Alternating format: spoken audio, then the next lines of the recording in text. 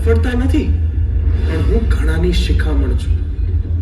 હું માત્ર સુખનો દરિયો નથી, મારી અંદર પણ નાના મોટા તોફાનો આકાર લેતા રહે છે. હું હાસ્યના હામી તરીકે હોઉં કે સ્મિતના સાક્ષી તરીકે હોઉં, હું આંસુ લૂછનાર પાલવ હોઉં કે ઠપકા રૂપે બોલનાર શબ્દ હોઉં, હું પીઠ થાબડતી શાબાશી હોઉં કે એ જ પીઠ પર પડેલો સુધારા રૂપી ધબ્બો હોઉં, પણ હું છું. મારા અસ્તિત્વને મારા પોતાનાથી પણ નકારી શકાય તેમ નથી.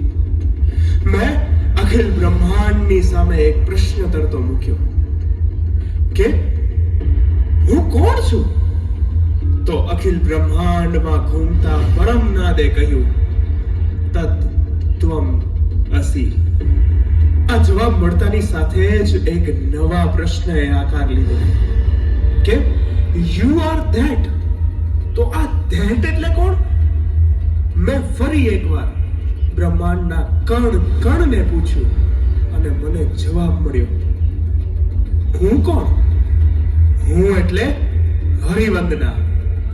અને એટલે તમે, મારા વિદ્યાર્થીઓ, મારા બાળકો, મારા થકી તમારું અસ્તિત્વ છે એવો દુરાગ્રહ આજ સુધી નથી રાખ્યો. પણ હા, એટલી વિનમ્રતા જરૂર છે કે હું એ સ્વીકારી શકું કે મારું અસ્તિત્વ તમારા થકી જ છે. અને આજે હું ખુદ હરિવંદના આપની સમક્ષ હાજર છું. આપના જ અનુભવો જે આપને થયા છે તથા જે અનુભવો હવે થવાના છે તેનો ચિતાર લઈને સ્ટેનલીના ખરખરામાંથી ટાઈમ ટ્રાવેલ ગેજેટ મળી ગયું છે. તે લઈને હું જાઉં છું 5-7 વર્ષ આગળ ભવિષ્યમાં. મહાસ્ફોટથી વિસ્તરેલા જગતના રહસ્યોને ખોલું છું.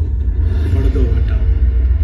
સભાજન સહુચિત્ત ધરજો કથાનું પ્રથમ પોત તોડું છું.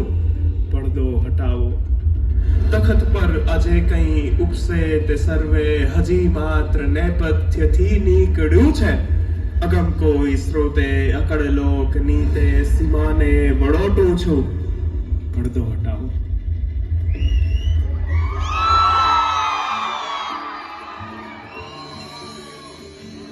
આજે ક્લાયન્ટ સાથે વાત કરતા કરતા મને ગુસ્સો આવી ગયો. ગજબ લફડો માણસ હતો ભાઈ. પૂછીને તેલ કાઢી લે એવો. પછી મેં શું વિચારીને પેશન્સ રાખ્યું ખબર છે?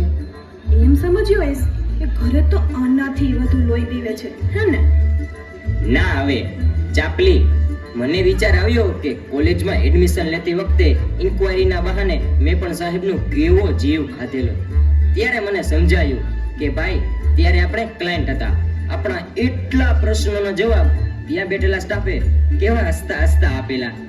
અને આવું વિચારીને મેં ફરીથી મગજ પર બરફ મૂકી દીધો. અને એડમિશન લીધા પછી અરે ભાઈ, કોલેજમાં તો આવી ગયા, સાથે સાથે હોસ્ટેલની સ્ટ્રગલની તો વાત જવા દે. એક તો ઘરથી દૂર હોસ્ટેલમાં રહેવા આવ્યા અને મઢી નાની ને બાવા જાજા. એની જેમ એક રૂમમાં ખબર નહીં કેટલાય પડ્યા રહેતા. એમાંય અમારા રૂમમાં હતો આ સૌરભ. સૌરભના મોજાની સુગંધને ટક્કર આપી શકે એવું અત્તર આજ સુધી ક્યાંય બન્યું નથી. અઠવાડિયે એકવાર તો ગળ્યું જોઈને નાવા બેસતા હોય એવા લોકોએ મને અડવું પણ નહીં. હો, ખબર છે ને, ગૌતમના ભટભટિયામાં એક સાથે 3 જણા જતા આપણે. અને ત્યારે એ પુષ્પક વિમાન ના હોય ત્યારે રિક્ષા પકડવા માટે જે દોડવું પડતું. હા બસ, અપને મું મિયા મીઠું. આને એમ છે એણે એક જ હોસ્ટેલમાં સ્ટ્રગલ કરી છે. ક્યારે ગર્લ્સનું વિચાર્યું છે? વહેલું આવું હોય કે મોડું જવું હોય, કેટલી જગ્યાએ પરમિશન લેવી પડતી.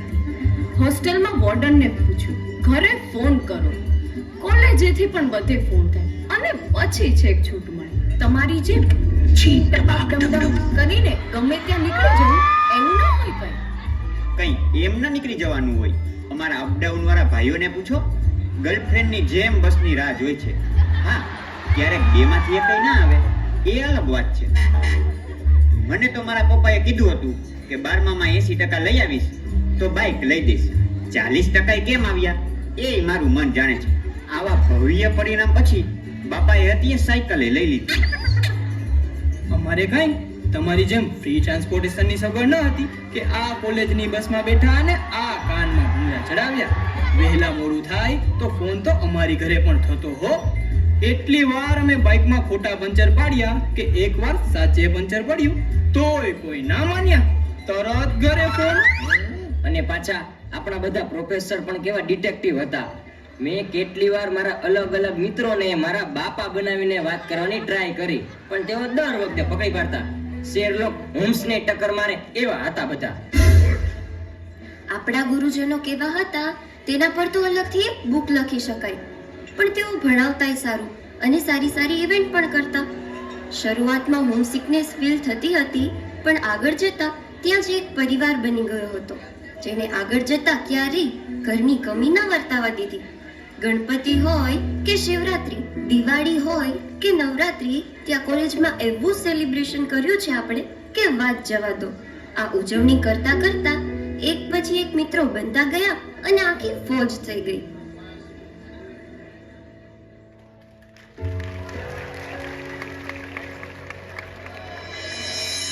જોયું, મિત્રતાની વાત આવતા જ બધા કેવા જૂની યાદોમાં સરી ગયા. શેરી મિત્રો 100 મળે, તાળી મિત્રો અનેક, જેમાં સુખ દુઃખ પામીએ એ તો 100 લાખનમાં એક. અને આ બધાએ એવા એક નહીં પણ ઘણા મિત્રો ભેગા કર્યા, જેઓ માત્ર હાથ તાળી દેવા માટે નહીં પણ સાથે મળીને સામી છાતીએ દુઃખ ઝીલવા માટે તથા દિલ ખોલીને સુખ વહેંચવા માટે સાથે રહ્યા. આવા મિત્રોને એકાદ પરફોર્મન્સ તો ડેડિકેટ કરવું પડે ને.